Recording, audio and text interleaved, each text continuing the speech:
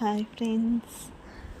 నాకు pregnancy confirm కాకముందు 1 week ముందు నుంచి నేను ఫుల్గా తినేస్తున్నా.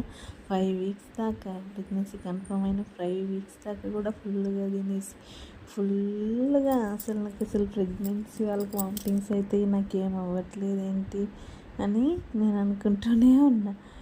5 వీక్స్ దాకా ఫుల్గా తినేసా. ఇక 6 వీక్స్ నుండి నాకు స్టార్ట్ అయినాయి వామిటింగ్స్, స్మెల్ పడకపోవడము, నరకం. కానీ అదేదో 5 వీక్స్ దాకా మాత్రం అసలు అసలు ప్రెగ్నెంట్ అన్నా నిజమేనా, అసలు నాకేం సింటమ్స్ వస్తలేవు అనిపించింది. కొందరికి ఫుల్గా వామిటింగ్స్ వస్తాయి, నాకేం రావట్లేదు అనుకున్నా.